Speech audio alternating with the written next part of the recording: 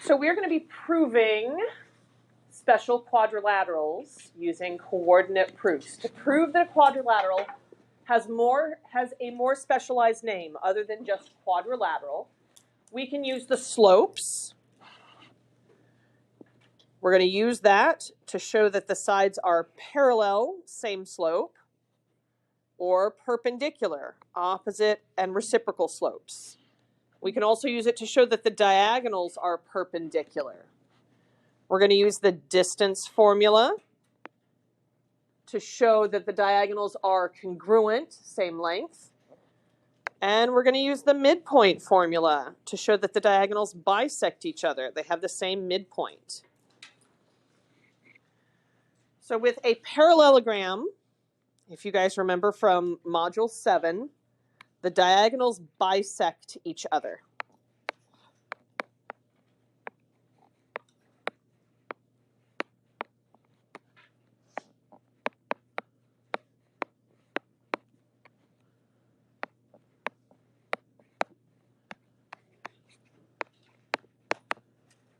That means they would have the same midpoint.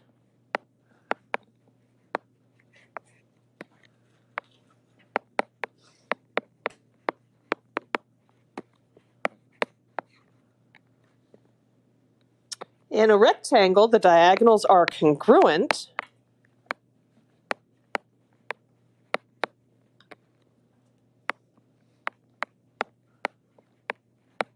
but they're not perpendicular. In a rhombus, we have it the other way around. The diagonals are perpendicular, but not congruent.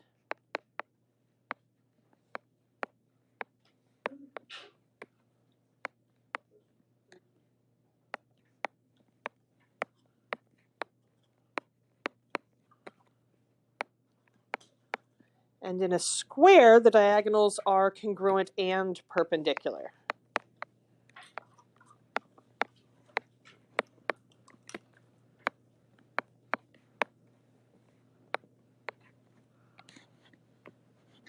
And we're going to write down the formulas that we're going to use as we do these coordinate proofs. The slope formula, we use a lowercase m to mean slope. And then we have y2 minus y1 over x2 minus x1. y2 minus y1 is my rise. x2 minus x1 is my run. So I have rise over run. The distance formula, this is the one where we have the big, long square root sign. It's x2 minus x1 squared plus y2 minus y1 squared. And then finally the midpoint formula. To find the midpoint, we're going to have an ordered pair. We add our x's, x1 plus x2, and then we cut that in half. We do the same thing with the y's, y1 plus y2, and we cut that in half.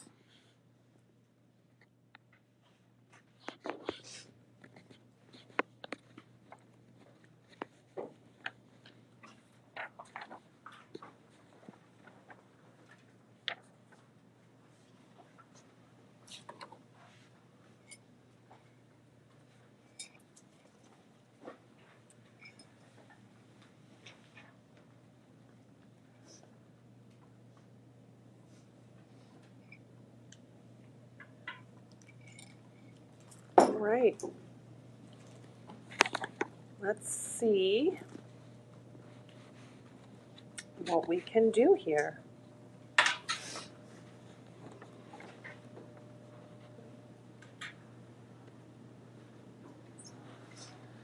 So looking at example number 1, it says plot the points that make the vertices of the quadrilateral.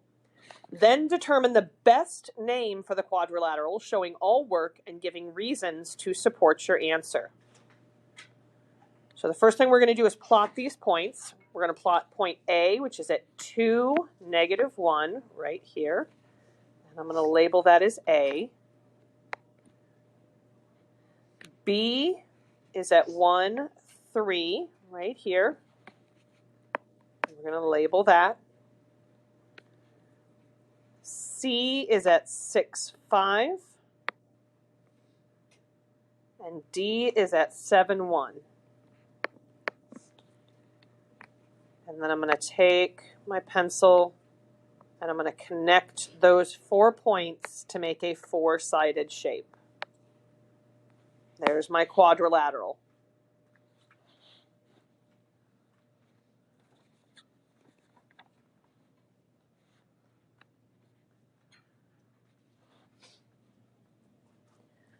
The diagonals of the quadrilateral would be AC and BD.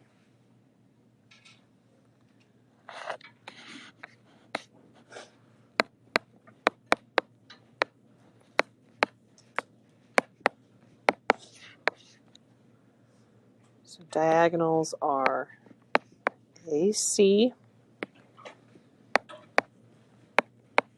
and BD. All right. Now we're going to use the 3 formulas to find out what we can about the diagonals.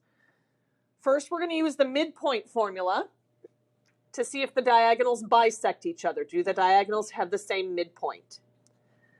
Then we'll use the slope formula to find out if the the diagonals are perpendicular. And finally, we'll use the distance formula to find out whether or not the diagonals are congruent. So midpoint formula first.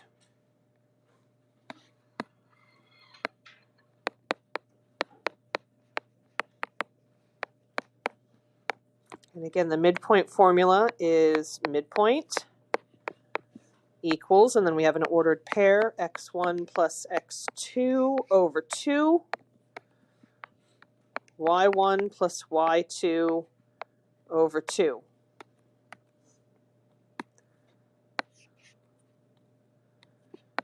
So we need to define our x1 and y1. I know one of my diagonals is AC, so here's A, here's C. I'm going to let A be my point 1, so this is going to be my x1, y1.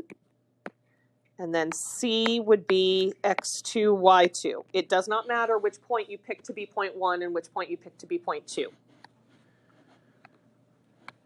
So we have the midpoint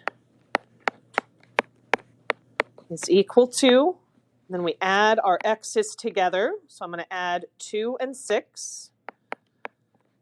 Cut that in half. And then we're going to add the y's, -1 plus 5, and cut that in half.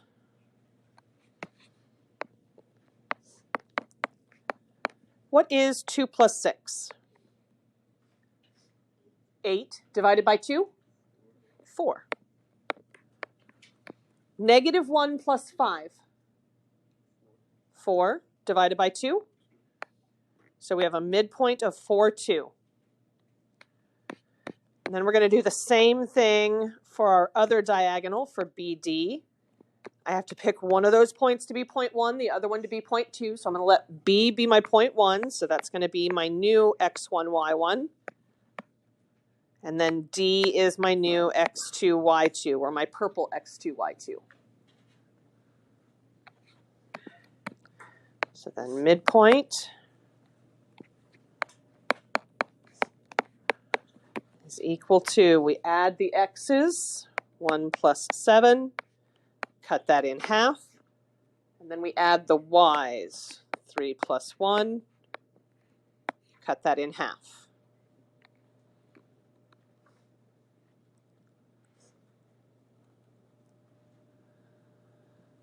And then we simplify.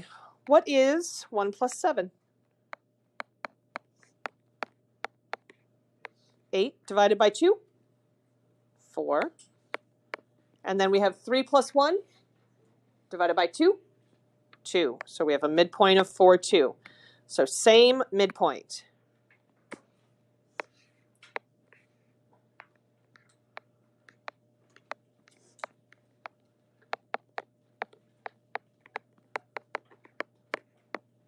So at the very least, this is a parallelogram. I need to now go on a little bit further and find out if that parallelogram is a more specialized type of parallelogram, like a rectangle, a rhombus, or a square. To do that, we need to find out if the diagonals are perpendicular and congruent. So let's do slopes next. My slope formula, lowercase m, equals y2 minus y1 over x2 minus x1. So for AC, I'm going to use the same x1, y1, x2, y2. So my slope, lowercase m, is equal to, I need y2, that's 5, minus y1, which is negative 1. So I have 5 minus negative 1. What happens when we subtract a negative like that? Becomes a positive, yes. So this is really going to be 5 plus 1. And then we do x2 minus x1. x2 is 6 minus x1, which is 2. So up in my numerator, I have 5 plus 1, which is 6. And in my denominator, I have 6 minus 2, which gives me 4. And then I want to reduce that down, so I'm going to divide top and bottom by 2 to reduce this. That would give me 3 over 2 as my slope.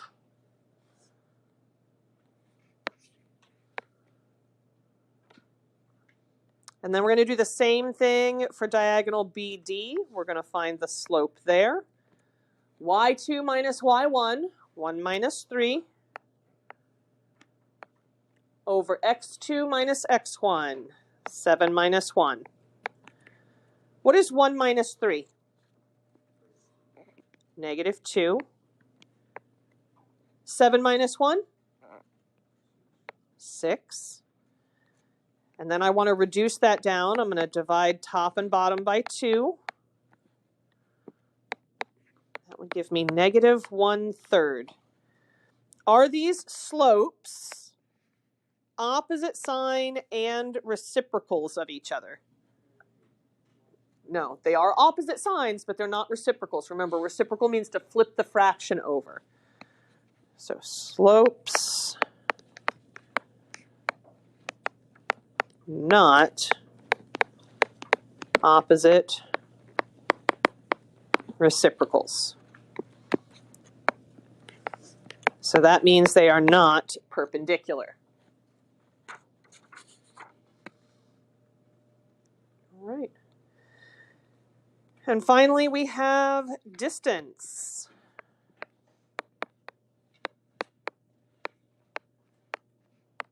It's just the one with the big, long square root formula. So we want to find the distance from A to C. So we do a big, long square root. x2 minus x1, so 6 minus 2.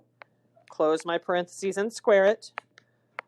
Plus y2 minus y1, 5 minus negative 1. And square it. 6 minus 2 gives me 4, so I have 4 squared. 5 minus negative 1, the minus negative turns to a positive, so that's really 5 plus 1. So that would give me 6 squared. So 4 squared plus 6 squared. What is 4 squared? 16. 6 squared? 36. And what do we get when we add 16 and 36 together? 52. So the length from A to C is the square root of 52. I could put that in my calculator and find the decimal, but remember, all I'm looking for is to see if it's the same as the other diagonal. So I can leave it in this unreduced form here and just compare my answer for the next one to this. So we want diagonal BD big long square root x2 minus x1, 7 minus 1 squared, plus, and then y2 minus y1, 1 minus 3 squared. 7 minus 1 gives me 6, so that would be 6 squared, plus, and then 1 minus 3 would be negative 2, and we square that as well. You guys just told me a moment ago that 6 squared is 36. Be careful here. What is negative 2 squared?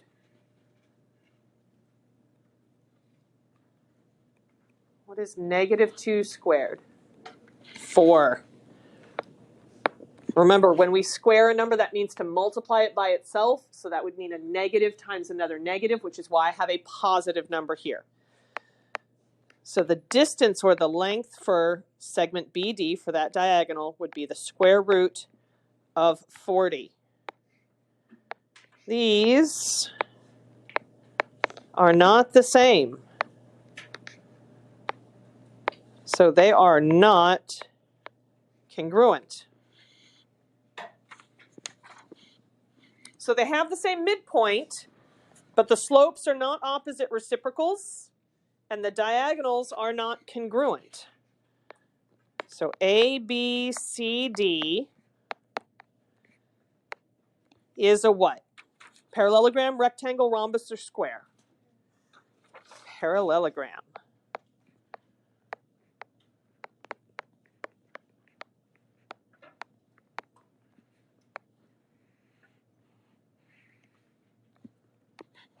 All right.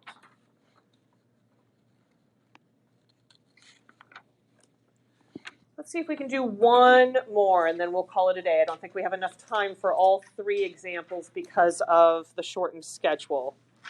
But let's go look at number 2 on the back side. No, I lied. Let's look at number 3. Number 2 goes off the graph when you plot the points. So we'll go look at number 3.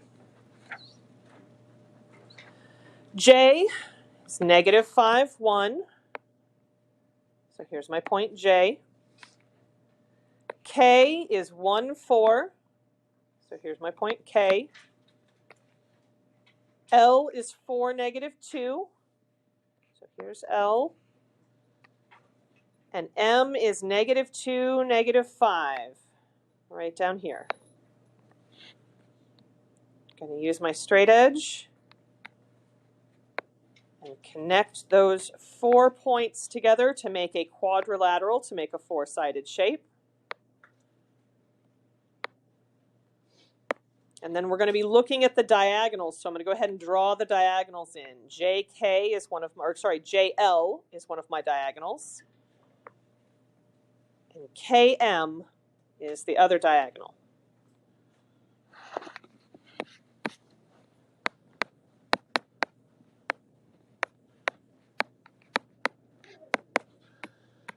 So JL and KM. So first we're going to do midpoints.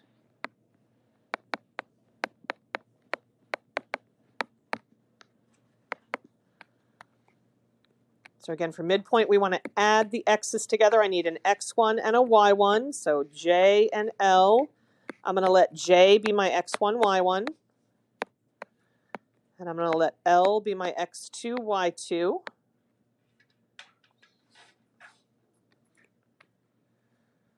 So adding the x's together.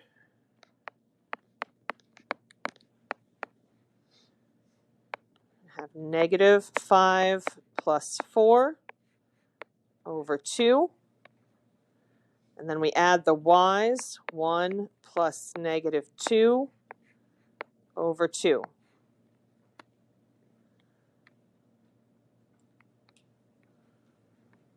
What is negative 5 plus 4?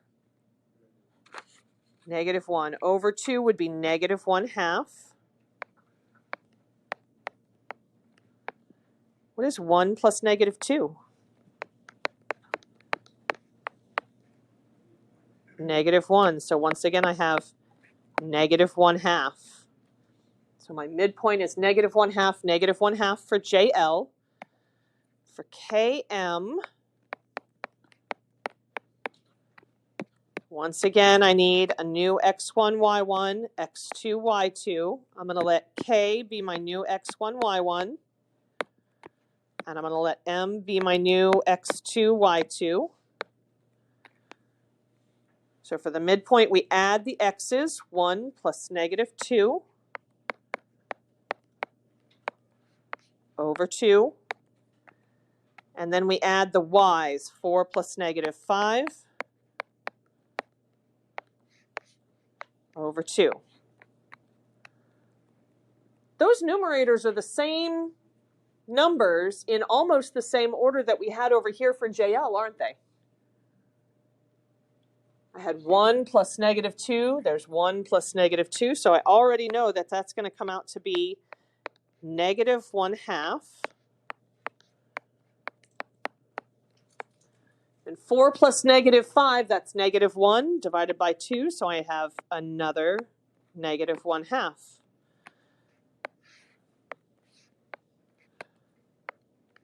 So my midpoints are the same. That means the diagonals bisect each other. Now we're going to do slopes.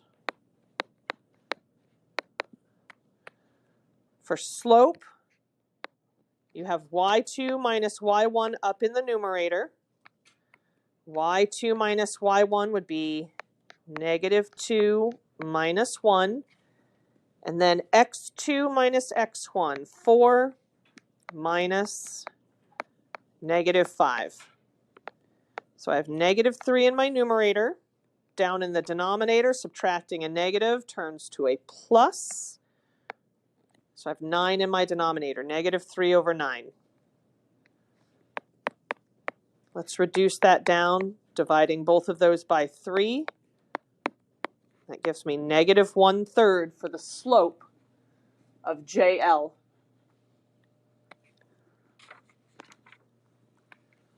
And then we're going to find the slope of KM. y2 minus y1, negative 5 minus 4, over x2 minus x1, negative 2 minus 1. So that gives me negative 9 over negative 3. What happens when we have a negative divided by a negative? Turns into a positive. So positive 9 over positive 3. Can we divide 9 by 3? Yeah. That'd give me 3 over 1, or just 3. Look at these two slopes. Are they opposite signs from each other? Yes. Are they reciprocals of each other? Are they flipped upside down from each other? Yes. So these are opposite reciprocals.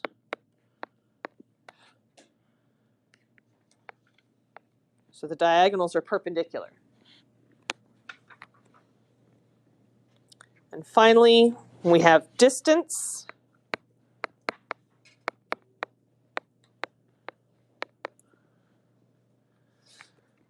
So the distance from J to L is equal to the square root of x2 minus x1, 4 minus negative 5, plus y2 minus y1, negative 2 minus 1, and we square it. Subtracting a negative turns to a plus, so 4 minus negative 5 becomes 4 plus 5. So that would give me 9 squared, plus negative 2 minus negative 1 would be negative 3 squared. So that would be 81 plus 9. What is 81 plus 9? 90. So JL is the square root of 90. Now we're going to do the same thing, but over here for km. The distance from k to m is equal to the square root of x2 minus x1, negative 2 minus 1, close my parentheses and square it, plus y2 minus y1, negative 5 minus 4, close my parentheses and square it. So the length from k to m is equal to the square root of, and then I have negative 3 squared plus negative 9 squared. When you take a negative number and square it, you get a positive. So I would have 9 plus 81. That's exactly what I had on the other one. So once again, I have the square root of 90. These two are the same. What does that mean about those diagonals? It means they're congruent to each other.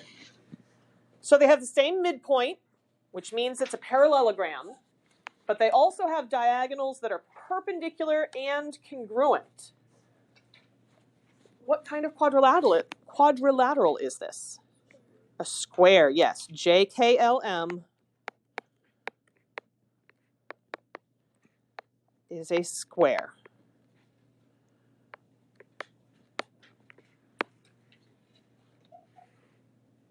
All right, that is the basics of coordinate proofs.